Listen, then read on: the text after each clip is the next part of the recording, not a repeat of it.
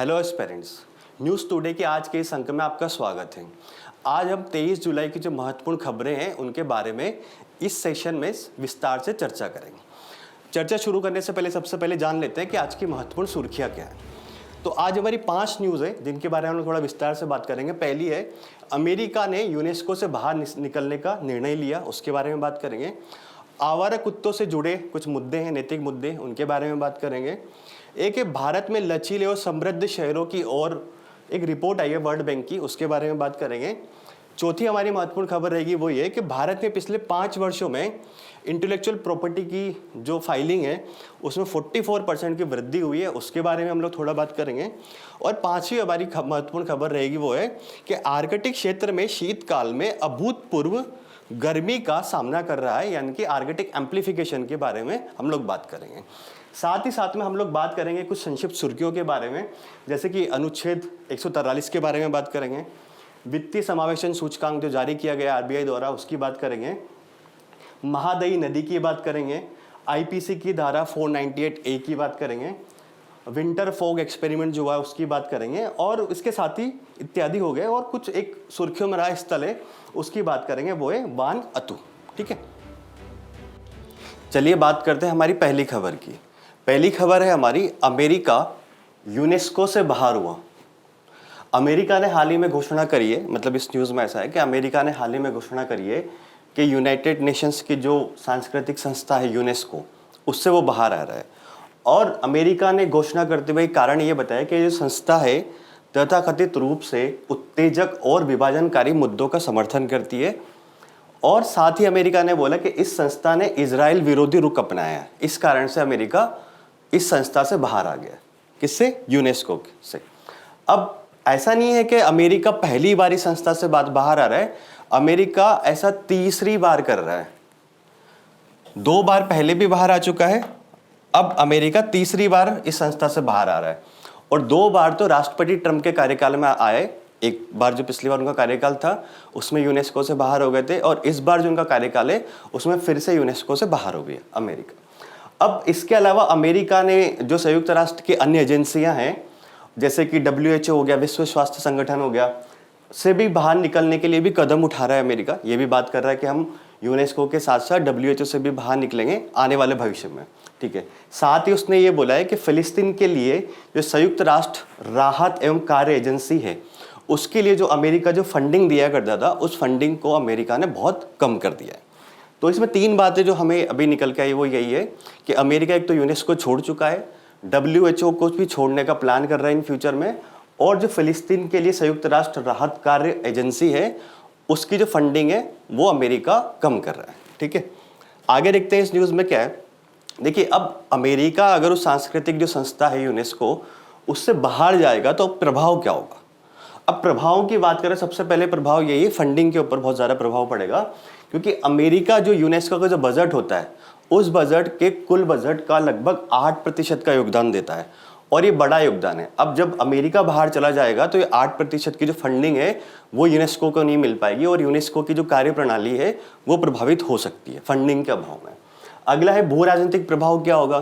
देखिए, अब अमेरिका अगर उस संस्था से हट रहा है तो कोई ना कोई उसका दूसरा स्पेस लेगा। तो जब अमेरिका हटेगा तो अन्य शक्तियां, जैसे कि विशेष रूप से हो सकता है चीन जो है, उस संस्था में अपना प्रभाव बढ़ा सकते हैं। किसमें? यूनेस्को के अंतर्गत। अगली बात यह है कि बहुपक्षवाद जो है उस पर क्या प्रभाव पड़ेगा। तो देखिए, किसी भी संयुक्त राष्ट्र की संस्था से अगर बाहर निकलते हैं तो जो बहुपक्षीय संस्थाओं पर विश्वास जो होता है, बहुपक्षीय संस्था है जिसमें सारे के सारे जो नेशंस होते हैं वर्ल्ड के, उनमें जो भागीदारी करते हैं, तो बहुपक्षीय जो संस्था होती है उन पे विश्वास कमज़ोर होता है बाकी देशों का भी, कि जब अमेरिका जैसा महत्वपूर्ण देश अगर उस संस्था से बाहर आ रहा है तो जो बड़ी संस्था है उनके ऊपर प्रभाव पड़ता है, और वैश्विक सहयोग जो होता है उन संस्था में, उनसे भी पीछे हटने की बात होती है धीरे धीरे करके। ठीक है, तो ये तो प्रभाव होगा अमेरिका के हटने का।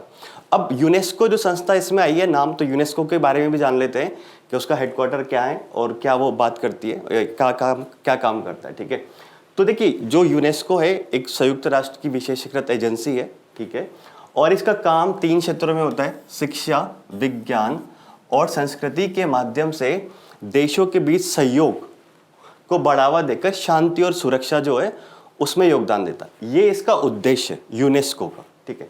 इसका मुख्यालय की अगर हम लोग बात करें तो इसका मुख्यालय जो है वो फ्रांस के पेरिस शहर में स्थित, ठीक है। और अगर इसके वर्तमान सदस्यों की बात करें कि कितने सदस्य हैं, तो इसके 194 सदस्य हैं और 12 एसोसिएट सदस्य हैं, ठीक है।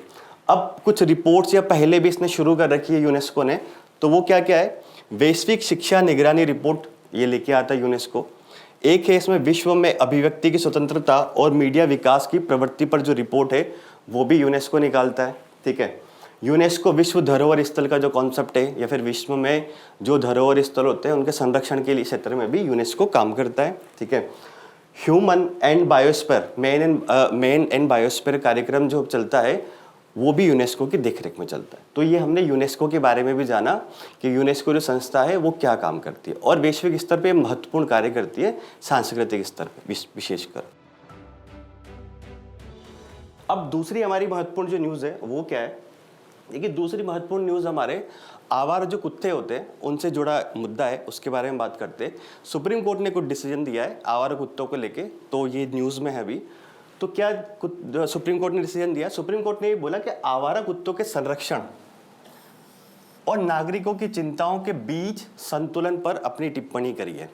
मतलब सुप्रीम कोर्ट ने ऐसी बात बोली कि जो आवारा कुत्ते हैं उनका भी संरक्षण किया जाए और जो नागरिक परेशान होते हैं, आम नागरिक जो परेशान होते हैं आवारा कुत्तों की वजह से, उनकी जो चिंताएं होती हैं उनमें एक संतुलन बनाने की आवश्यकता है।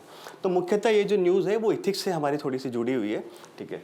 अगला हम लोग देखते हैं इसमें क्या है कि सुप्रीम कोर्ट ने कहा कि जो नागरिक आवारा कुत्तों को खाना खिलाते हैं, अगर आप आवारा कुत्तों को खाना खिला रहे हैं तो वो सुप्रीम कोर्ट ने ये बोला कि आप उनको अपने घर के भीतर खाना खिलाइए, बाहर मत खिलाइए। सुप्रीम कोर्ट ने ये बोला कि ये टिप्पणी आवारा कुत्तों को लेकर, सुप्रीम कोर्ट की जो टिप्पणी है वो आवारा कुत्तों को लेकर जो समाज में नैतिक मतभेद है, कुछ लोग बोलते हैं कि आवारा कुत्तों को खाना नहीं खिलाना चाहिए, कुछ लोग करुणा से उनको खाना खिलाते हैं, तो उसके जो मुद्दे हैं, नैतिक मुद्दे, उसको उजागर कर रही है, ठीक है। सुप्रीम कोर्ट ने ये भी माना कि जो कानून के माध्यम से आवारा कुत्ते हैं उनकी भी रक्षा करनी चाहिए। सुप्रीम कोर्ट ने ये नहीं बोला कि आवारा कुत्तों उनको तो ऐसे ही छोड़ दिया जाना चाहिए। सुप्रीम कोर्ट ने बोला कि जो कानून है, जो देश में जो भी कानून प्रचलित है उनके माध्यम से आवारा कुत्तों की भी रक्षा की जानी चाहिए। और लेकिन प्रशासन को, जो प्रशासन होता है नगर पालिका स्तर पे अगर बात करें तो उनको आम लोगों की चिंताओं को भी ध्यान में रखना चाहिए, ठीक है, ताकि सड़क पर चलने फिरने में कुत्तों के हमले जो होते हैं उससे लोगों को परेशानी ना हो या फिर वो हमले ना हो लोगों के ऊपर। तो ये सुप्रीम कोर्ट ने बात करी है। अब देखते हैं आगे इस न्यूज़ में क्या है। तो देखिए आवारा कुत्तों से जुड़े नैतिक मुद्दे क्या है उनके बारे में हम लोग थोड़ा बात करते हैं। देखिए पहला तो है करुणा बनाम लोक व्यवस्था। देखिए कुछ नागरिक ये बोलते हैं कि आवारा कुत्तों को खाना खिलाने में करुणा दिखाते हैं, कुछ लोग मतलब करुणा दिखाते हैं कि आवारा कुत्तों को खाना खिलाया जाना चाहिए, और जबकि कुछ ये लोग मानते हैं, कुछ लोग अन्य लोगों का मानना होता है कि इससे जो ना, अगर आप आवारा कुत्तों को खाना खिला रहे हो तो इससे क्षेत्रीय जो आक्रामकता होती है और लोक असुविधा जो होती है वो बढ़ती है। तो आवारा कुत्तों को खाना नहीं खिलाया जाना चाहिए, कुछ लोगों का ये भी तर्क रहता है, क्योंकि आक्रामकता बढ़ती है और लोक असुविधा जो होती है, लोगों को असुविधा होती है, वो बढ़ती है। अब अगला इसमें है पशु कल्याण और लोक सुरक्षा का मुद्दा। ये क्या है, आवारा कुत्तों को जीवन और गरिमा का अधिकार है, ये बात है, लेकिन समुदाय जो है, जो आम नागरिक हैं, उनको भी कुत्तों के जो काटने से जो रेबीज की बीमारी हो सकती है या फिर कुत्तों के जो काटते हैं और रेबीज जो है हो जाता है, उससे सुरक्षा का अधिकार भी आम नागरिकों को प्राप्त है। तो इसमें भी मुद्दा चलता है। जैसे कि एक डाटा है, वो डाटा ये कहता है एनसीडीसी का कि 2024 में भारत में लगभग 37 लाख से अधिक कुत्तों के काटने के मामले दर्ज करे गए हैं। ये तो वो बात है जो मामले दर्ज करे गए हैं, हो सकता है ये आंकड़ा और भी ज़्यादा हो, ठीक है, बहुत सारे कुत्तों ने काटा हो और वो दर्ज ना हो पाया हो, ठीक है। तो ये दो नैतिक मुद्दे यहाँ से निकल के आते हैं आवारा कुत्तों को लेके। अब अगला देखते हैं और क्या है। अगला इसमें नैतिक मुद्दा ये कि पारिस्थितिकी वहन और वहन क्षमता बनाम आबादी नियंत्रण। ये क्या है, पारिस्थितिकी वहन क्षमता बनाम आबादी नियंत्रण। तो एक तर्क ये दिया जाता है कि मनुष्य कुत्तों को खाना खिलाकर, जैसे आवारा कुत्तों को मनुष्य जो खाना खिलाता है, इससे उनकी संख्या ज़्यादा बढ़ रही है, कुछ लोग ऐसा तर्क देते हैं, ठीक है। वहीं दूसरी ओर पशु आबादी नियंत्रण के अनैतिक उपाय भी अपनाए जा रहे हैं, है ना। जैसे कि पशुओं की नसबंदी भी की जाती है उनकी आबादी को नियंत्रण करने के लिए। तो ये है पारिस्थितिकी वहन क्षमता। वहन क्षमता एक तरह से ये होता है कि एक एरिया में या फिर किसी एक पारिस्थितिकी तंत्र में पशुओं की संख्या कितनी होनी चाहिए, कितनी नहीं होनी चाहिए, उनको बताता है। ये पर्यावरण का कॉन्सेप्ट है, ठीक है। अगला इसमें है कि उपयोगितावाद बनाम आचरण, एक शास्त्रीय दृष्टिकोण और परित्याग बनाम उत्तरदायित्व, ये बात इसमें निकल के आती है। तो ये क्या है, देखिए मनुष्य और कुत्तों के बीच जो होता है एक उपयोगितावादी रिश्ता भी होता है, जो कि अब कमजोर पड़ रहा है। इससे क्या हो रहा है कि जो पालतू कुत्ते हैं उनको त्यागने की जो प्रवृत्ति है वो बढ़ती जा रही है धीरे धीरे करके, ठीक है। जबकि आचरण जो नीति शास्त्र दृष्टिकोण कहता है, वो क्या कहता है कि आवारा कुत्तों के प्रति हमें हमारी जिम्मेदारी जो है हमें निभाना चाहिए। मतलब ये मुद्दा क्या है, देखिए मानव और कुत्तों के बीच में एक उपयोगितावादी रिश्ता होता है जो कहीं ना कहीं सब कमज़ोर हो रहा है, जिसकी वजह से जो पालतू कुत्ते होते हैं उनको त्यागने की प्रवृत्ति अब बढ़ रही है। मतलब लोग अब कुत्ते जो है उनको ज़्यादा पाल नहीं रहे, ये त्यागने की प्रवृत्ति बढ़ रही है। और जबकि एक जो दृष्टिकोण है आचरण शास्त्रीय दृष्टिकोण, वो ये बोलता है कि हमें जो आवारा कुत्तों है उनके प्रति हमें अपनी जिम्मेदारी को निभाना चाहिए, ठीक है। आगे देखते हैं और इस न्यूज़ में क्या है। अब देखिए भारत के संविधान में या फिर भारत में कुछ कानून भी है इस बारे में आवारा कुत्तों को लेके, तो वो देखते हैं वो क्या है। तो देखिए संविधान क्या बात करता है, अनुच्छेद 243W टू 43W वो क्या बोलता है कि जो नगर पालिकाएं हैं उनको आवारा कुत्तों की आबादी को नियंत्रण करने का आदेश देता है, या फिर उसमें प्रावधान किया हुआ है। नगर पालिका को ये जिम्मेदारी दी गई है कि आप आवारा कुत्तों की जो आबादी है उनको नियंत्रित कीजिए, ठीक है। वहीं संविधान का अनुच्छेद 51AG यानी कि मूल कर्तव्य के अंतर्गत ये आता है। ये बोलता है कि नागरिकों का मौलिक कर्तव्य है कि वे जीवित जो प्राणी हैं उनके प्रति करुणा का भाव रखें। ऐसे हमारे संविधान के जो मौलिक कर्तव्य उसमें बात की गई है। अब नियम क्या कहता है, ये तो संविधान में जो प्रावधान किए गए हैं वो है।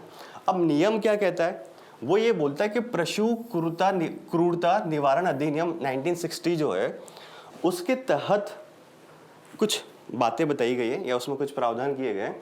उसमें ये बोला गया है कि उसके तहत सबसे पहले तो यही कि पशु जन्म और नियंत्रण नियम 2023 निकाले गए। मतलब ये एक्ट है 1960 का, इसका शक्तियों का उपयोग करते हुए पशु जन्म नियंत्रण नियम 2023 निकाले गए। अब इन नियमों का क्या, जो नियम निकाले गए हैं उनका क्या उद्देश्य है कि बंध्याकरण के माध्यम से आवारा कुत्तों की जो संख्या है उसको नियंत्रित किया जाए या फिर उसको कम किया जाए, ठीक। टीकाकरण द्वारा रेबीज के प्रसार को रोकना। मतलब दो बातें उसमें बात की गई है कि एक तो हमें आवारा कुत्ते जो हैं उनकी संख्या को नियंत्रित करना है, साथ साथ में जो आवारा कुत्ते हैं उनको टाइम टाइम पे टीकाकरण करना है, ताकि अगर वो किसी को काटते भी है या कुछ होता है तो रेबीज पे नियंत्रण किया जा सके या रेबीज लोगों को ना हो, ठीक है। अब इन नियमों के माध्यम से बात भी ये की गई है कि सामुदायिक जानवरों को भोजन देने की व्यवस्था भी की गई है। मतलब ये भी बात हुई है इन नियमों में कि सामुदायिक जो जानवर होते हैं उनके भोजन की भी व्यवस्था की गई है, जिसमें रेजिडेंट वेलफेयर एसोसिएशन जो RWA होता है सोसाइटी के लेवल पे या स्थानीय निकाय जो होते हैं वो उनको ये जिम्मेदारी प्रदान की गई है। मतलब ये बोला गया है कि जो व्यक्तिगत रूप से लोग कुत्तों को या फिर आवारा कुत्ते उनको खाना नहीं खिलाए, बल्कि जो रेजिडेंट वेलफेयर एसोसिएशन होती है और स्थानीय निकाय होते हैं वो एक सामुदायिक रूप से उनके लिए व्यवस्था करें, कुछ ऐसा स्थान निर्धारित करें, उनकी व्यवस्था करें एक तरह से आवारा कुत्तों के भोजन के लिए, ठीक है। अब एक सुप्रीम कोर्ट का निर्णय भी है इस बारे में। तो सुप्रीम कोर्ट ने देखिए एक जल्लीकट्टू मामला आया था 2014 का, है ना, एक तरह से दौड़ होती थी, उसके बारे में सुप्रीम कोर्ट ने बोला कि अनुच्छेद 21 जो है भारत के संविधान का, इसमें जीवन और स्वतंत्रता का अधिकार की बात की गई है। तो न्यायालय ने जब इस मामले में जल्लीकट्टू मामले में ये बोला कि ये जो व्याख्या है अनुच्छेद 21 की, इसके तहत ये बोला सुप्रीम कोर्ट ने कि यह अधिकार जानवरों को भी प्राप्त है। मतलब सुप्रीम कोर्ट ने ये बोला कि जीवन और स्वतंत्रता का जो अधिकार है वो केवल नागरिकों को नहीं है, वो इवन जो जानवर होते हैं उनको भी प्राप्त है। तो ये 3 एक तरह से प्रावधान किए गए हैं भारत में आवारा कुत्तों से संबंधित। एक तो संविधान के अंतर्गत किया गया है, एक नियम बनाया गया है और सुप्रीम कोर्ट ने भी कुछ निर्णय दिया। तो अब अगली हमारी तीसरी महत्वपूर्ण जो न्यूज़ है उसके बारे में हम लोग बात करते हैं। तीसरी महत्वपूर्ण न्यूज़ है हमारी भारत में लचीले और समृद्ध शहरों की ओर। मतलब एक हुआ क्या है कि विश्व बैंक, वर्ल्ड बैंक ने एक रिपोर्ट निकाली अभी। उस रिपोर्ट में ये बोला कि लोचशील और हरित शहरी अवसंरचना में अधिक निवेश की आवश्यकता को उजागर किया। मतलब सुप्रीम कोर्ट ने क्या, वर्ल्ड बैंक ने एक रिपोर्ट निकाली है, उसमें ये बोला कि अगर आपको जो शहर है उनको आने वाले भविष्य की चुनौतियों के लिए तैयार करना है या फिर हरित शहरों का विकास करना है, तो शहरी अवसंरचना जो है उसमें और निवेश की आवश्यकता होगी। ठीक है, और उस रिपोर्ट का नाम क्या है, towards resilient and prosperous cities in India, जो वर्ल्ड बैंक ने रिपोर्ट निकाली। उसका शीर्षक ये है, towards resilient and prosperous cities in India. ठीक है, और उसमें ये अनुमान क्या लगाया गया, वर्ल्ड बैंक की उस रिपोर्ट में अनुमान लगाया गया है कि 2050 तक रेजिलिएंट और हरित शहरी अवसंरचना जो है और सेवाओं के लिए हमें लगभग $2.4 ट्रिलियन की आवश्यकता होगी। मतलब इतना ज़्यादा हमें निवेश करने की आवश्यकता होगी 2050 तक। आगे देखते हैं इस न्यूज़ में और क्या है। तो देखिए, इस न्यूज़ में पहले तो यही निकल के आता है कि भारत में जो शहरी क्षेत्र है उससे संबंधित कुछ डाटा होंगे। वो डाटा क्या है, तो भारत में शहरी क्षेत्र से संबंधित डाटा की अगर हम बात करें तो पहला यही देखते हैं कि भारत में शहरी जनसंख्या कितनी है। तो देखिए, 2020 की एक बात करते हैं। शहरों में राष्ट्रीय जनसंख्या के 1/3 से अधिक लगभग 480 मिलियन लोग रहते हैं। मतलब ये बात की गई है कि जो राष्ट्रीय स्तर पर जनसंख्या है उसके 1/3 लोग लगभग कहाँ रहते हैं, शहरों में रहते हैं। ऐसा 2020 का मोटा मोटा आंकड़ा है। 2011 के बाद तो सेंसस तो नहीं हुए, अगर सेंसस होती तो हमें और पता लगता है कि कितने एग्जैक्टली लोग शहरों में रह रहे हैं। ठीक है, अब जब शहरों की बात कर रहे हैं तो शहरों में जो असुरक्षित क्षेत्र होते हैं उनमें भी विस्तार हो रहा है। जैसे जैसे शहरीकरण की दर भारत में बढ़ रही है, शहरी जनसंख्या बढ़ रही है, तो असुरक्षित क्षेत्र जो है उसमें भी विस्तार हो रहा है।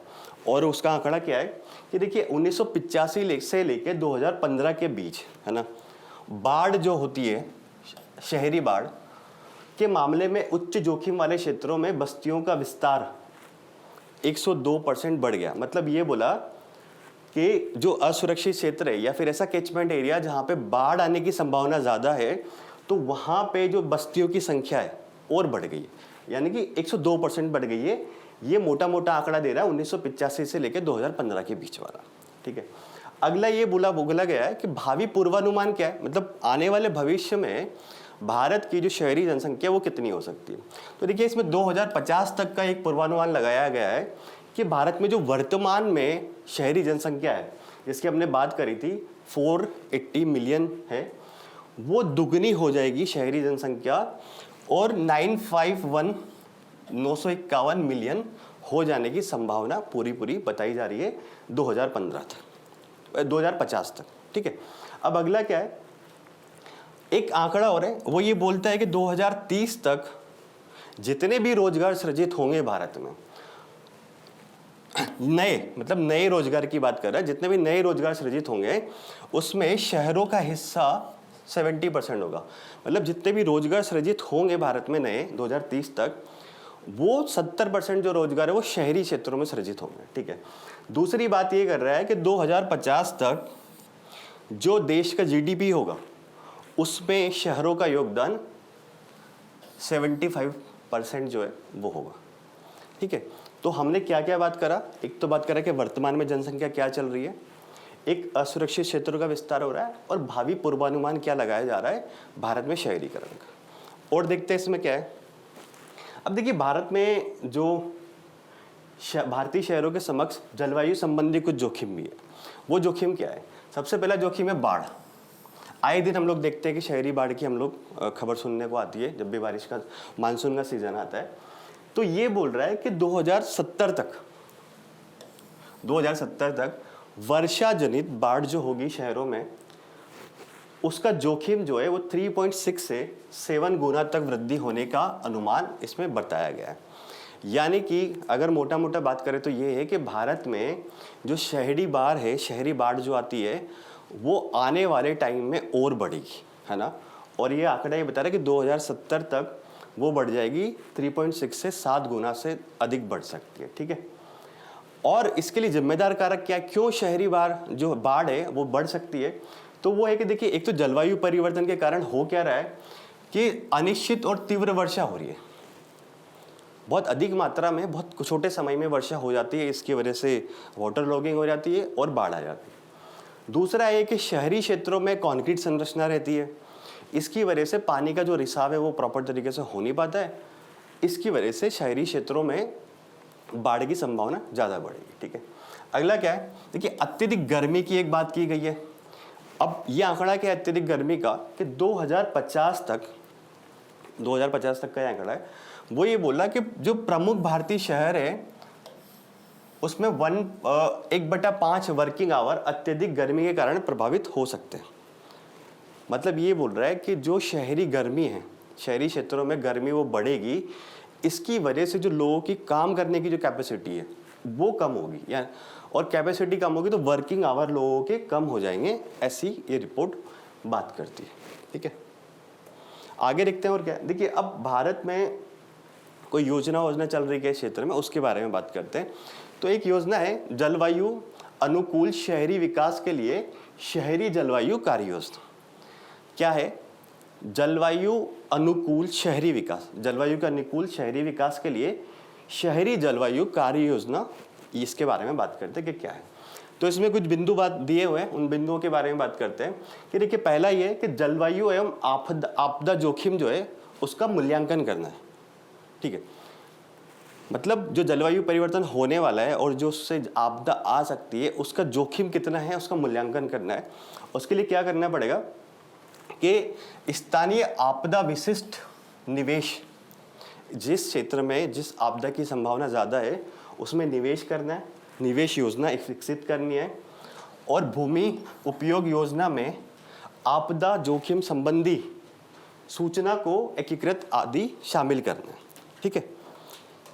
समझ में आया क्या कि जो भविष्य में जलवायु एवं आपदा जोखिम हो सकता है उसका मूल्यांकन हमें करना है। और वो मूल्यांकन कैसे करना है कि स्थानीय क्षेत्र में जहाँ हो सकता है कि क्षेत्र में बाढ़ की संभावना ज़्यादा हो, किसी क्षेत्र में हो सकता है कि जो तटीय क्षेत्र है वहाँ पे पानी घुसने की ज़्यादा संभावना हो, तो उसके अनुकूल हमें एक विशिष्ट निवेश योजना सुनिश्चित करनी है, ठीक है। अगला क्या है, शहरी गरीबों सहित अधिक सुबेद लोगों को प्राथमिकता देना।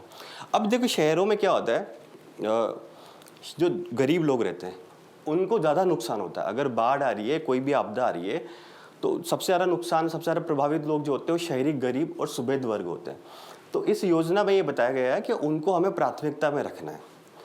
तो इसके तहत हमें क्या करना है, इसके तहत हमें ये करना है कि जो भी अनौपचारिक बस्तियाँ हैं उनके लिए कार्यक्रम विकसित करना है।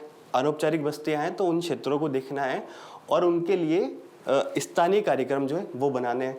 साथ साथ में जलवायु और आपदा जोखिम मानचित्रण जो है के आधार पर, मतलब जलवायु और एक आपदा जोखिम का जो मानचित्रण होगा कि किस क्षेत्र में संभावना ज़्यादा है आपदा की और कौन सी आपदा की, उसके आधार पर जो उच्च जोखिम वाले क्षेत्र हैं या फिर जहाँ पे ज़्यादा संभावना है कि इस क्षेत्र में ज़्यादा आपदा की संभावना है, तो उसको चित्रित करना, उसको देखना और उसकी पहचान करना, ताकि अगर उस क्षेत्र में आपदा आती है भविष्य में तो त्वरित रूप से राहत सामग्री वहाँ पे पहुँचाई जा सके, ठीक है। अगला ये हरित शहर विस्तार में निवेश करना। मतलब अब जो शहर है उसको जलवायु अनुकूल बनाना है तो हरित शहर हमें बनाने होंगे भविष्य में। उसके लिए क्या कर सकते हैं हम लोग, देखिए एक तो पारगमन उन्मुख विकास के माध्यम से कॉम्पैक्ट शहर को साकार करना। मतलब ये बात कर रहा है कि जो शहरों में पारगमन जो होता है, ट्रांसपोर्टेशन एक तरह से बात कर सकते हैं, उसको बेहतर बनाना है, ठीक है। अगला ये है कि शहरी क्षेत्रों में जो स्ट्रीट लाइटिंग होती है उसके लिए हमें एलईडी लगाना चाहिए और अन्य ऊर्जा दक्ष प्रौद्योगिकियां जो हैं उसको बढ़ावा दिया जाना चाहिए।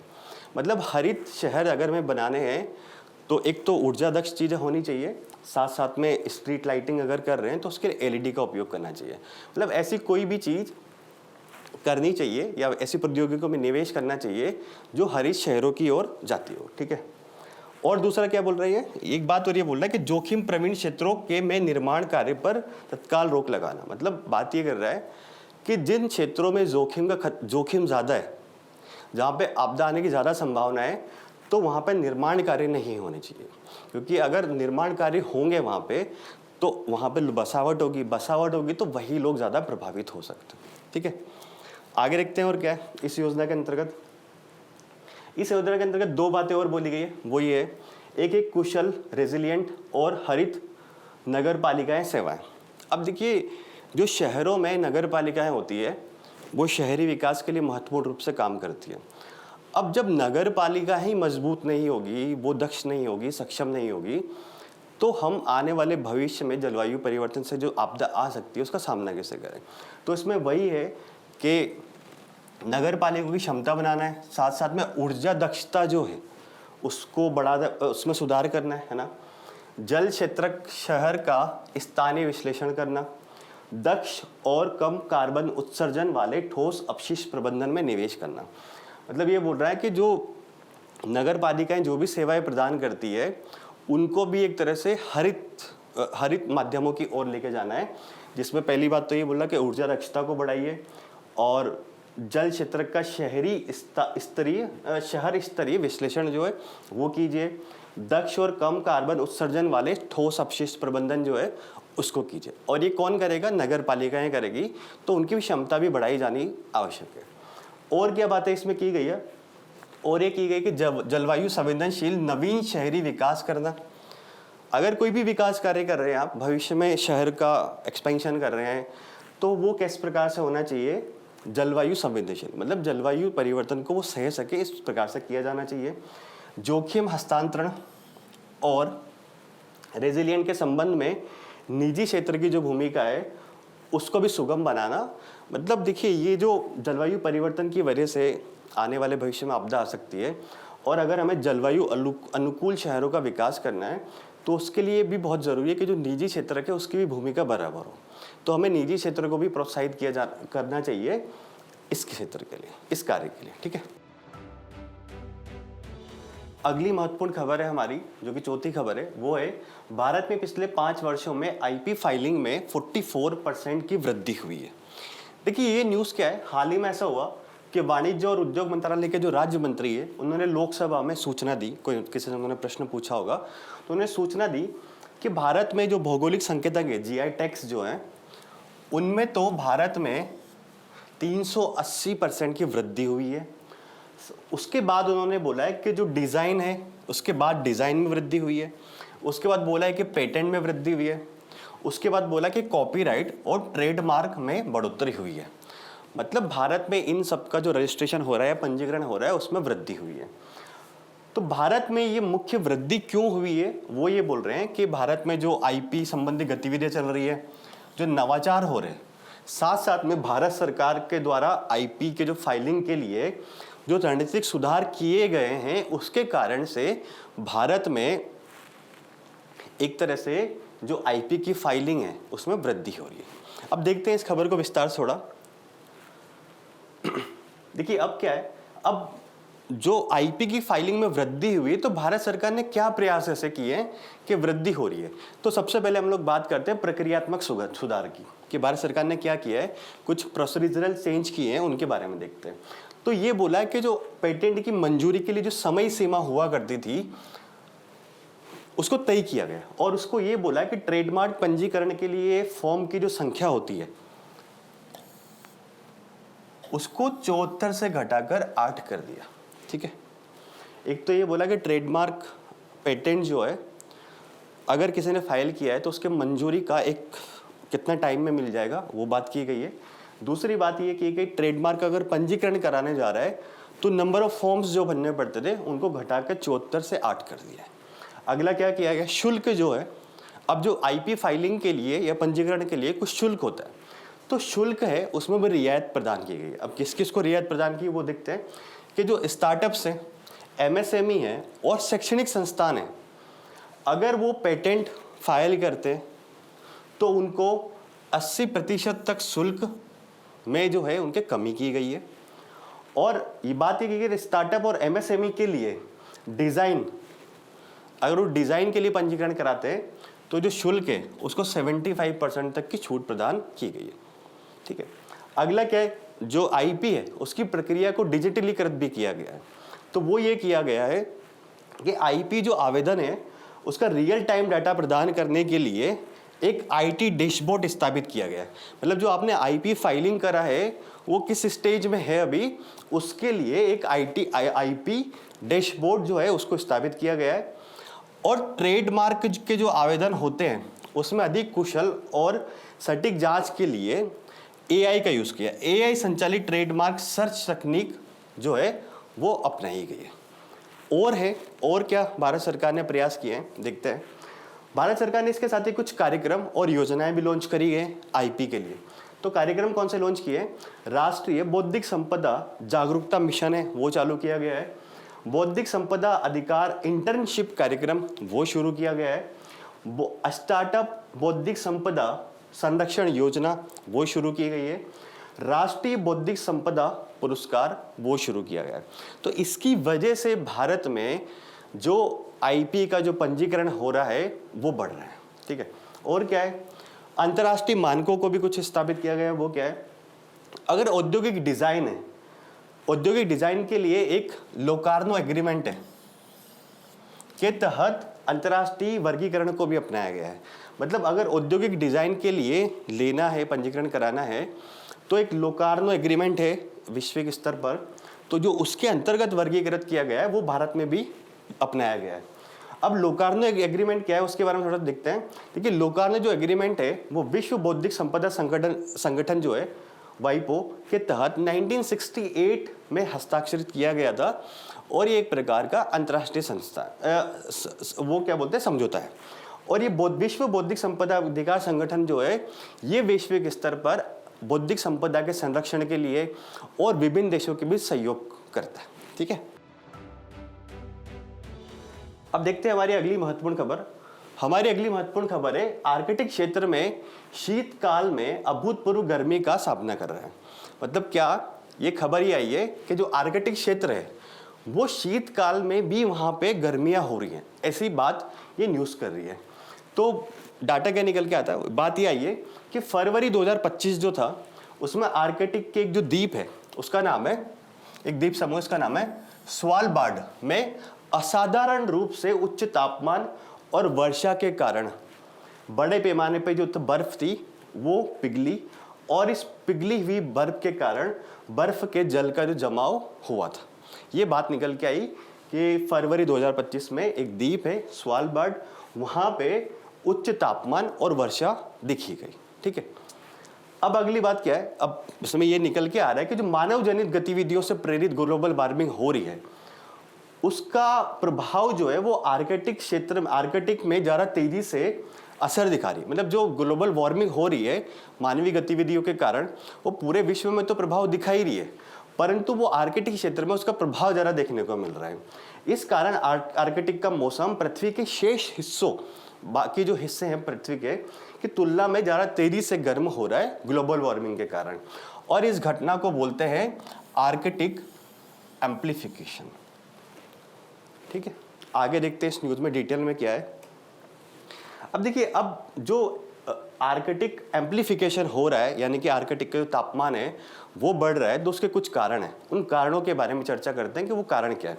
तो देखिए, पहला कारण है एल्बिडो में कमी हो रही है।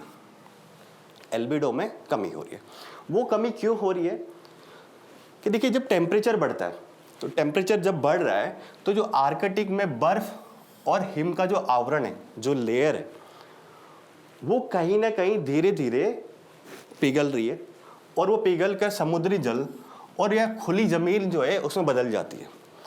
और अगर ये दोनों अधिक मात्रा में जब समुद्री जल बनता है और खुली ज़मीन हो जाती है, क्योंकि जब तापमान बढ़ रहा है तो बर्फ़ पिघल रही है और हिम का जो आवरण है, जो लेयर है, वो खराब हो रही है, वो पिघल रही है, तो समुद्री जल बन रहा है, साथ साथ में एक खुली ज़मीन आ रही है। जब खुली ज़मीन होगी और समुद्री जल होगा तो ये क्या करेंगे, दोनों के दोनों जो सूर्य की गर्मी है या सूर्य की किरणें हैं उसका अवशोषण अधिक करते हैं। ठीक है, अब जब ये अवशोषण होता है, यह अवशोषण वातावरण के तापमान को और तेजी से बढ़ाता है। मतलब अगर यह अवशोषण हुआ तो ज़्यादा मात्रा में वहाँ पे गर्मी होगी। तो ये जो अवशोषण होता है उसकी वजह से वातावरण का जो तापमान है वो और तेजी से बढ़ता है, जिससे बर्फ की जो, और वहाँ पे जो फिर जैसे कि ये अवशोषण किया किसने, समुद्री जल और खुली जमीन ने। अब जो अवशोषण हुआ उसकी वजह से क्या होगा कि वातावरण का तापमान और तेजी से बढ़ रहा है, और तेजी से बढ़ेगा तो फिर वहाँ पे क्या होगा कि जो बर्फ की परत है और हिम आवरण है वो और पिघलेगा, तो इस परिघटना को जो बोलते हैं वो बोलते हैं फीडबैक लूप। मतलब एक तरह से लूप शुरू हो जाता है कि पहले सूरज की किरणें आई, तापमान बढ़ा, उसकी वजह से बर्फ पिघली, समुद्री जल बना, खुली ज़मीन बनी, वहाँ पे फिर अवशोषण ज़्यादा होना शुरू हुआ, तो उसकी वजह से और वातावरण का जो तापमान है और तेज़ी से बढ़ना शुरू हो गया। ठीक है, अब देखते हैं लेप्स रेट फीडबैक क्या होता है। लेप्स रेट फीडबैक क्या होता है कि आर्कटिक में ग्रीन हाउस गैसों से होने वाली गर्मी ज़्यादातर सतह के पास मौजूद रहती है। मतलब आर्कटिक में ग्रीन हाउस गैस जो होती है, अगर उनसे गर्मी होती है तो सतह के पास ज़्यादा मौजूद होती है, जबकि उष्णकटिबंधीय क्षेत्रों में क्या होता है कि सहवन के कारण यह अतिरिक्त गर्मी ऊपर की ओर ऊर्ध्वाधर रूप से फैल जाती है। मतलब ये कहना ये चाह रहा है, देखिए एक जो लेप्स रेट फीडबैक होता है वो क्या होता है, आर्कटिक क्षेत्र में अगर ग्रीन हाउस गैसों की वजह से जो भी गर्मी होती है वो ज़्यादातर सतह के पास रहेगी तो बर्फ़ को ज़्यादा पिघलाएगी। परंतु देखिए क्यों फिर इस वजह से वहाँ पे ज़्यादा बर्फ़ पिघलेगी, परंतु उष्णकटिबंधीय क्षेत्रों में भी ग्रीन हाउस गैसेस होती हैं, परंतु वहाँ पर जो ये गर्मी होती है वो संवहन धाराओं के माध्यम से ऊपर की ओर चली जाती है। इसकी वजह से वहाँ पे जो गर्मी है वो थोड़ी कम हो जाती है। ठीक है, अगले क्या है, अगला ये बात किया गया है कि जल वाष्प के 3 तरह से मतलब जल वाष्प कैसे इम्पैक्ट करेगा ये आर्कटिक एम्प्लीफिकेशन को। तो ये बोलता है कि जल वाष्प अगर होगी तो बादल ज़्यादा बनेंगे तो गर्मी ज़्यादा बढ़ेगी। ये बात इससे निकल के आ रही है।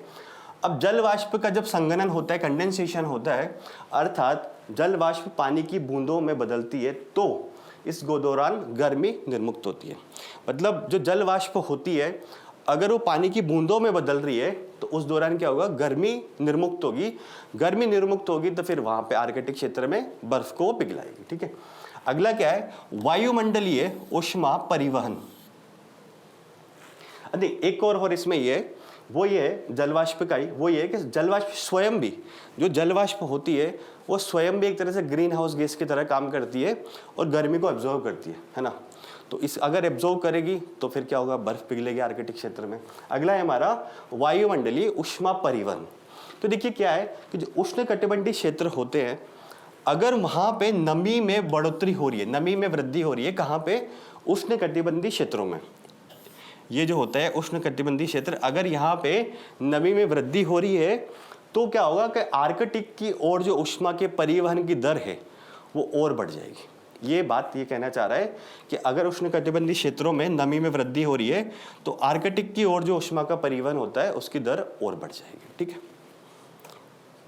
अब ये तो हमने कारण जाने कि आर्कटिक एम्प्लीफिकेशन के कारण क्या थे। अब हम लोग बात करते हैं कि आर्कटिक एम्प्लीफिकेशन के प्रभाव क्या होंगे। ठीक है, तो प्रभाव की बात करते हैं तो देखिए ग्लोबल वार्मिंग जो है उसको ये तेज करेगा।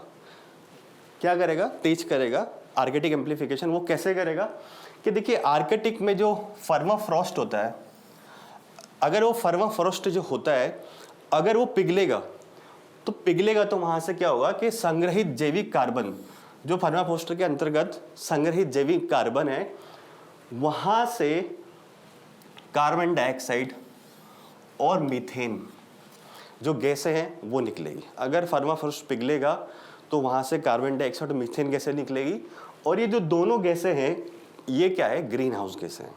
तो इससे क्या होगा, ग्लोबल वार्मिंग और ज़्यादा होगा अगर वहाँ पे बर्फ़ जो पिघलेगी तो आर्कटिक क्षेत्र में।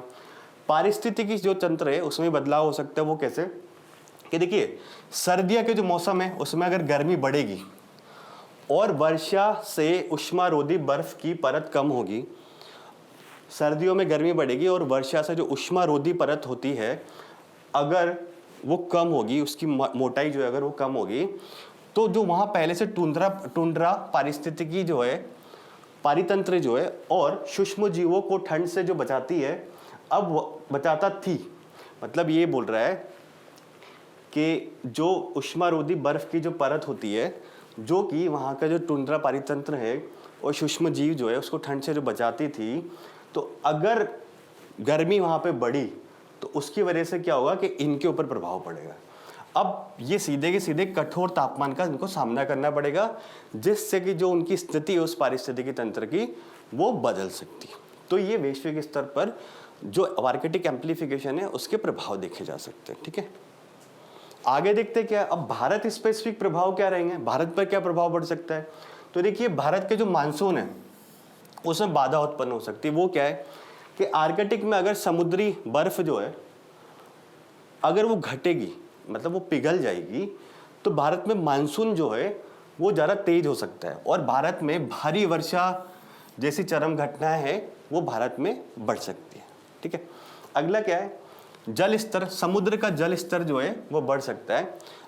जैसे कि वहाँ की अगर बर्फ़ जो है वो पिघलेगी तो वो जो पानी पिघल के समुद्र में आएगा, तो भारत में भी समुद्र जल स्तर बढ़ सकता है, जिससे कि जो तटीय शहर है उनको खतरा उनके ऊपर बढ़ सकता है। साथ साथ में जो खेत होते हैं, आसपास के जो क्षेत्रों में खेत है, तटीय क्षेत्रों में, उनमें ये जोखिम रहेगा कि जो खारा पानी है समुद्र का वहाँ प्रवेश कर सकता है। ठीक है, अगला क्या है, आर्थिक और सामाजिक जोखिम भी जो है वो भी बढ़ सकता है। वो कैसे बढ़ सकता है, जो खेती है जिस पे एक भारत की बड़ी जनसंख्या निर्भर है उसको नुकसान हो सकता है। स्वास्थ्य जो है उस पर भी दुष्प्रभाव हो सकते हैं। साथ साथ में जो बुनियादी ढांचा है उनको भी नुकसान हो सकता है। तो भारत पर ये 3 प्रभाव रहेंगे, मानसून वो बढ़ सकता है, समुद्र का जल स्तर बढ़ सकता है, साथ साथ में आर्थिक और सामाजिक जो है वो जोखिम में भी वृद्धि हमारी हो सकती है। अब बात करते हैं आज की जो संक्षिप्त सुर्खियां हैं उनके बारे में। पहली हमारी न्यूज़ है इसमें अनुच्छेद 143 जो है उसके बारे में। देखिए, क्या अनुच्छेद 143 में हाल ही में क्या डेवलपमेंट हुआ है वो देखते हैं कि सुप्रीम कोर्ट ने राज्य विधेयकों से संबंधित राष्ट्रपति और राज्यपाल की शक्तियों पर अनुच्छेद 143 के तहत राष्ट्रपति संदर्भ यानी कि प्रेसिडेंशियल रेफरेंस मांगे जाने पर केंद्र और राज्य सरकारों को नोटिस जारी किया। देखिए, हुआ क्या था, कुछ टाइम पहले तमिलनाडु राज्य सरकार का एक मामला आया था, तो उसमें सुप्रीम कोर्ट ने राज्यपाल और राष्ट्रपति के लिए विधेयकों को मंजूरी देने की एक समय सीमा निर्धारित की गई थी। तो अब सरकार ने आर्टिकल 143 का उपयोग करते हुए राष्ट्रपति के माध्यम से एक प्रेसिडेंशियल रेफरेंस मांगा है सुप्रीम कोर्ट से कि क्या सुप्रीम कोर्ट ऐसा कर सकता है कि नहीं कर सकता। तो सुप्रीम कोर्ट ने क्या किया, अब जो सुप्रीम कोर्ट के पास ये मामला आया है 143 के जो तहत जो राष्ट्रपति संदर्भ आया है, तो सुप्रीम कोर्ट ने फिर केंद्र और राज्य सरकारों को नोटिस जारी किया इस मामले में। तो क्या है संविधान का अनुच्छेद 143, वो देखते हैं। देखिए, 143(1) जो है उसके तहत ये बोला है कि राष्ट्रपति को यह अधिकार है कि वह व्यापक महत्व के किसी विधि संबंधी प्रश्न तथा तथ्य उत्पन्न होने पर सुप्रीम कोर्ट से राय मांग सकता है। 2 बात है इसमें, व्यापक महत्व का विधि संबंधी कोई प्रश्न है, ठीक है, साथ साथ में तथ्य अगर कोई ऐसा है तो सुप्रीम कोर्ट से वो अपनी राय मांग सकता है। राष्ट्रपति का संदर्भ केंद्रीय मंत्रिमंडल की सलाह के आधार पर भेजते हैं। जो केंद्रीय मंत्रिपरिषद होती है वो जो उनको सलाह देती है उस आधार पर राष्ट्रपति आर्टिकल 143 के तहत सुप्रीम कोर्ट के पास ऐसा संदर्भ भेजते हैं। ठीक है, अब क्या है कि सुप्रीम कोर्ट इस मामले में अपनी राय दे सकता है। सुप्रीम कोर्ट क्या राय देगा क्या नहीं ये तो आगे देखा जाएगा, परंतु जो राय सुप्रीम कोर्ट देगा वो जरूरी नहीं है कि राष्ट्रपति उस राय को माने ही, वो राय राष्ट्रपति के लिए बाध्यकारी नहीं होती है। तो ये आर्टिकल 143 है, इसके बारे में थोड़ा ध्यान रखना। आगे क्या है, आगे जो हमारी न्यूज़ है वो है वित्तीय समावेशन सूचकांक जो है वो आया है उसके बारे में। तो देखिए, हाल ही में क्या हुआ, रिजर्व बैंक ऑफ इंडिया जो है उसके द्वारा वित्तीय समावेशन सूचकांक जारी किया गया और उस सूचकांक के अनुसार ये बात की गई है कि वित्त वर्ष 2025 में सभी क्षेत्रकों में समृद्धि जो दर्ज की गई है, इस सूचकांक में ये पता लगा कि जो सभी क्षेत्र हैं उनमें समृद्धि दर्ज की गई है। बाकी अंदर देखते हैं कि और बात क्या है। तो देखिए, इस सूचकांक का जो वैल्यू है वित्त वर्ष 2024 की, वित्त 2024 में था 64.2, जो कि वित्त वर्ष 2025 में बढ़कर 67 हो गया। यह वृद्धि मुख्य रूप से वित्तीय सेवाओं का जो उपयोग किया जाता है उनके उपयोग में बढ़ोतरी के कारण हुआ है, और साथ साथ में उनकी जो गुणवत्ता है उसमें भी सुधार हुआ है। ठीक है। अब क्या है, देखिए, यह वृद्धि जो हुई है, ये जो वृद्धि हुई है 2024 से 25 के बीच में, वित्तीय समावेशन के जो विस्तार है और वित्तीय साक्षरता की जो पहले चल रही है उनका एक तरह से संकेत हो रहा है कि जो वो पहले हैं वो सही डायरेक्शन में चल रही है। आगे क्या बात है कि अब जो मेन सूचकांक है उसके बारे में बात करते हैं कि सूचकांक वास्तव में है क्या। तो देखिए, सूचकांक जिस तक जारी किया है उसका संस्था का नाम तो है रिजर्व बैंक ऑफ इंडिया, जो है वो इस सूचकांक को जारी करता है। अब बाकी और बात क्या है कि पहली बार अगर इस सूचकांक को देखा जाए तो कब जारी किया था, 2021 में जारी किया गया था, और प्रतिवर्ष जुलाई का जो माह होता है उसके बाद से इसको प्रतिवर्ष जुलाई माह में वित्तीय समावेशन सूचकांक को जारी किया जाता है। ठीक है।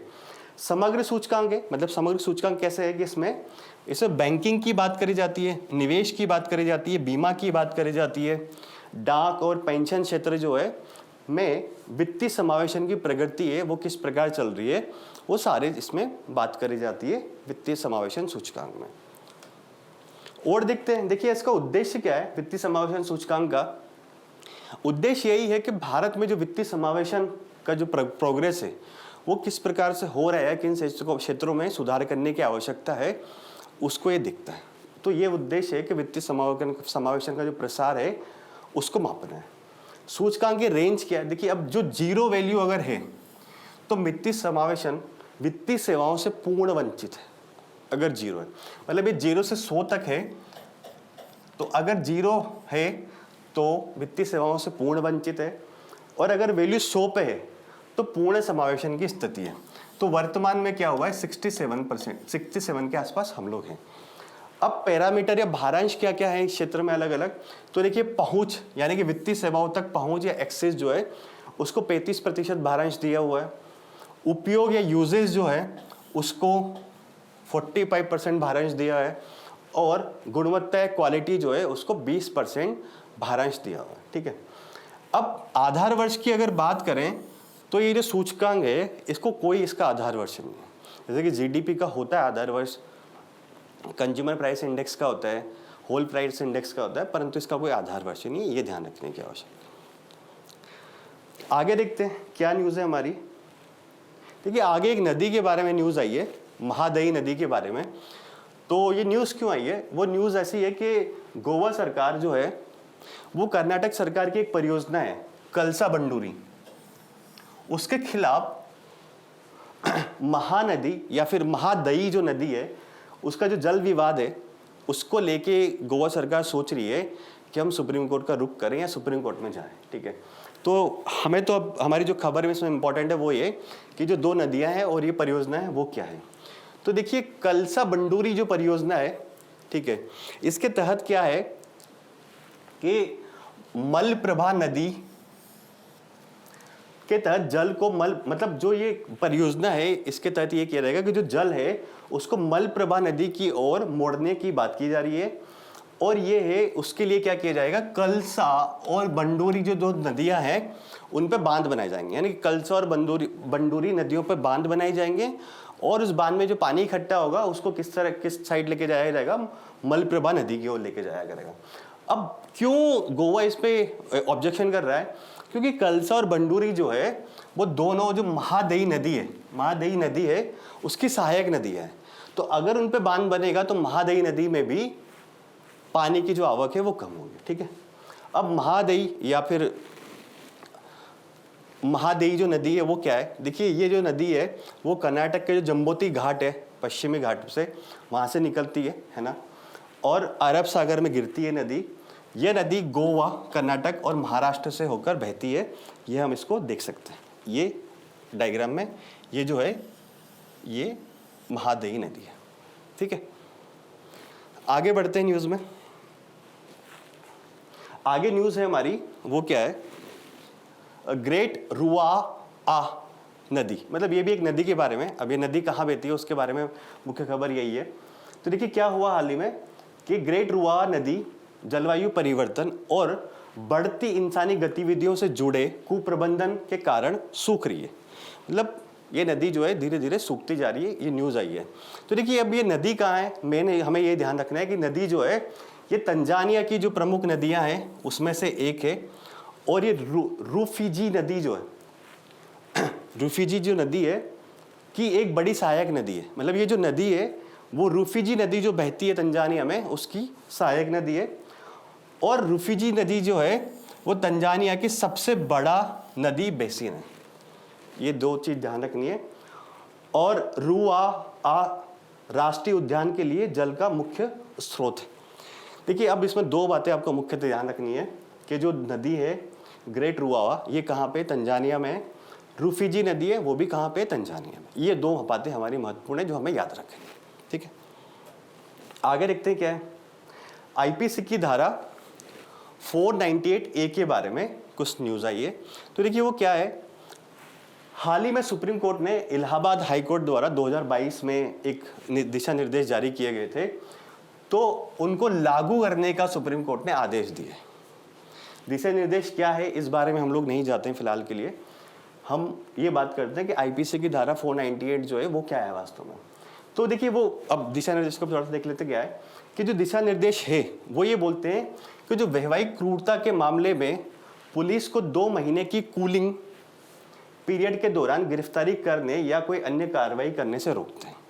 मतलब अगर कोई वैवाहिक क्रूरता हुई है तो एक कूलिंग पीरियड है 2 महीने का, उसमें पुलिस जो है गिरफ्तारी या फिर कोई और कार्रवाई जो है उसको ना करे, ऐसा इन दिशा निर्देशों में बात की गई है। तो मुख्यतः हम लोग बात करते हैं 498 के बारे में कि वो क्या है। देखिए 498 क्या है, अगर कोई हस्बैंड है या फिर उसके रिश्तेदार है उनके द्वारा अगर महिला के प्रति क्रूरता की जाती है तो इस धारा के माध्यम से उसको सुरक्षा प्रदान की जाती है। ठीक है तो अब ये क्या है, अब उसमें ये है कि अगर कोई पति हो गया या फिर उसका कोई रिश्तेदार हो गया किसी महिला के खिलाफ अगर क्रूरता करता है तो उसको 3 साल की जेल हो सकती है, साथ साथ में उस पर जुर्माना भी लगाया जा सकता है। ठीक है, और जो ये अपराध है अगर ऐसा कोई अपराध करता है तो उसको ये बोला कि संज्ञेय है और गैर जमानती है। ठीक है, अगला ये है कि आईपीसी की जगह हाल ही में 2024 में भारतीय न्याय संहिता 2023 जो है वो लागू की गई है। तो आईपीसी का जो 498A के जो प्रावधान थे वो भारतीय न्याय संहिता की धारा 85 में समान प्रावधान किए गए। ठीक है, तो क्या ध्यान रखना है, 498 की जो धारा है वो महिलाओं को उसके हस्बैंड और उसके रिश्तेदारों से क्रूरता से बचाती है। ठीक है, आगे देखते हैं क्या है। आगे वाली न्यूज़ क्या है, विंटर फॉग एक्सपेरिमेंट। अब कोई एक्सपेरिमेंट हुआ उसके बारे में बात करते हैं, विंटर फॉग एक्सपेरिमेंट। तो ये क्या है, विंटर फॉग एक्सपेरिमेंट ने भारत के घने शीतकालीन कोहरे और उसके प्रभाव पर 10 वर्षों का विशेष अनुसंधान पूरा किया। भारत में जो उत्तर भारत में शीतकाल में जो घना कोहरा होता है और उसका प्रभाव क्या हो सकता है, उसका पिछले जो 10 वर्षों का जो भी अनुसंधान था उसको किया। किसके तहत, विंटर फॉग एक्सपेरिमेंट। नाम ही जैसे जिसका दिख रहा है, विंटर में जो फॉग होता है उसका एक्सपेरिमेंट किया। तो क्या है विंटर फॉग एक्सपेरिमेंट के बारे में वो बात करते हैं। तो देखिए क्या है, विश्व के उन कुछ दीर्घकालीन ओपन फील्ड एक्सपेरिमेंट में शामिल है जो से विशेष रूप से कोहरे पर किए गए। मतलब जो ये एक्सपेरिमेंट किया गया है वो जो विशेष रूप से वो कोहरों पे किया गया है। और ये किस संस्थान के द्वारा ये एक्सपेरिमेंट किया गया है, तो वो संस्थान है भारत सरकार का एक मतलब एक है भारतीय उष्णकटिबंधीय मौसम विज्ञान संस्थान जो है उसके नेतृत्व में ये अनुसंधान किए गए हैं या फिर ये शोध कार्य किया गया है। अब जो ये संस्थान है ये भारत सरकार का पृथ्वी विज्ञान मंत्रालय जो है उसके तहत कार्य करता है। कौन सा, भारतीय उष्णकटिबंधीय मौसम विज्ञान संस्थान।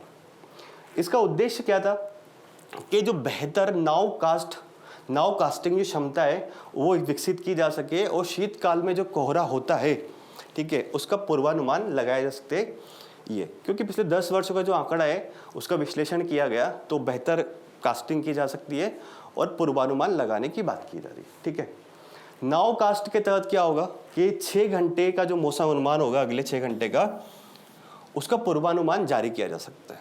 ठीक है, तो नाउकास्ट का अर्थ यही है कि आने वाले जो 6 घंटे में मौसम क्या रहने वाला है उसका पूर्वानुमान लगाया जा सकता है। अगला चलते हैं, क्या है न्यूज़ में। अगली हमारी न्यूज़ है बायोस्टिमुलेंट। क्या है बायोस्टिमुलेंट? तो देखिए क्या है, केंद्रीय कृषि मंत्री ने राज्य सरकारों से बायोस्टिमुलेंट को उर्वरकों के साथ अनिवार्य रूप से टैग करने से रोकने का आग्रह किया। ठीक है, ये न्यूज़ है, परंतु हमारा जो मुख्य इसमें बल रहेगा वो है कि बायोस्टिमुलेंट क्या है। तो देखिए कोई ऐसा पदार्थ है, कोई भी पदार्थ जो कि पौधों की जैविक प्रक्रियाएं जो होती है अगर उसको उत्प्रेरित करता है और फसल की जो पैदावार है उसको बढ़ा देता है तो वो होता है बायोस्टिमुलेंट। ठीक है, अब इससे क्या होता है, इस मतलब इसको किसके तहत विनियमित किया जाता है बायोस्टिमुलेंट को? तो उर्वरक अकार्बनिक, कार्बनिक या मिश्रित नियंत्रण आदेश 1985 का जो है उसके तहत बायोस्टिमुलेंट जो है उनको नियंत्रित किया जाता है या फिर विनियमित किया जाता है।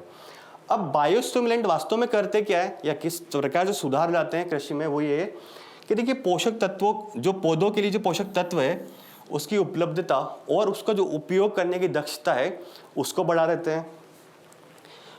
अगर वो जो पौधे हैं उनकी जो कोई प्रतिकूल परिस्थितियां अगर आती है तो उसकी सहने की जो क्षमता है उसको बढ़ा देते हैं। फसल की जो गुणवत्ता है उसमें बढ़ोतरी कर देते हैं बायोस्टिमुलेंट्स। ठीक है, आगे बात करते हैं, वो न्यूज़ हो गई हमारी बायोस्टिमुलेंट की। तो अगली न्यूज़ क्या है हमारी, वो है चोल गंगम झील। अब वापस से झील के बारे में बात करते हैं, क्या है ये झील। तो देखिए क्या है, तमिलनाडु सरकार ने एक घोषणा करी है, उसने बोला है कि चोल गंगम जो झील है उसको वो विकसित करेगी आने वाले टाइम में। ऐसी घोषणा किसने करी है? तमिलनाडु सरकार ने। तो ये पता लग ही रहा है हमें कि ये कहाँ है, तमिलनाडु में, तमिलनाडु सरकार कर रही है। तो क्या है चोल गंगम झील क्या है? तो देखिए एक पेन्नरी नदी है जिसको पेन्नरी नदी नहीं मतलब पेन्नरी या फिर स्वर्ण झील भी इसको बोला जाता है। किसको? चोल गंगम झील को। इसका दूसरा नाम है पेन्नरी या फिर स्वर्ण झील भी इसको बोला जाता है। और इसका निर्माण जो है वो एक महान चोल शासक हुए थे राजेंद्र चोल प्रथम, उनके द्वारा गंगई कोंड चोलपुरम में करवाया गया था। ठीक है, अब गंगई कोंड चोलपुरम वास्तव में क्या है? तो देखिए जो राजेंद्र चोल प्रथम थे उनकी राजधानी थी गंगई कोंड चोलपुरम। और अब उन्होंने ये नगर या उसकी राजधानी उसको कब बनाया था? तो देखिए उत्तर भारत में जो उन्होंने विजय प्राप्त करी थी और गंगा के मैदानों पर, उत्तर भारत और गंगा के मैदानों पर जो विजय प्राप्त करी थी उसकी उपलब्धि के एवज में उन्होंने गंगई कोंड चोलपुरम जो है वहाँ एक शहर बसाया और उसको अपनी राजधानी बनाई। ठीक है, एक है अब तिरुवालंगाडु तामपत्र जो है उसमें कुछ बात आती है, वो ये आती है कि राजेंद्र चोल जो है यह झील, जो ये झील के बारे में हम लोग बात कर रहे हैं किसकी? चोल गंगम झील। तो एक ताम्रपत्र उसमें बोला कि यह झील राजेंद्र चोल द्वारा स्थापित जल का विजय स्तंभ थी।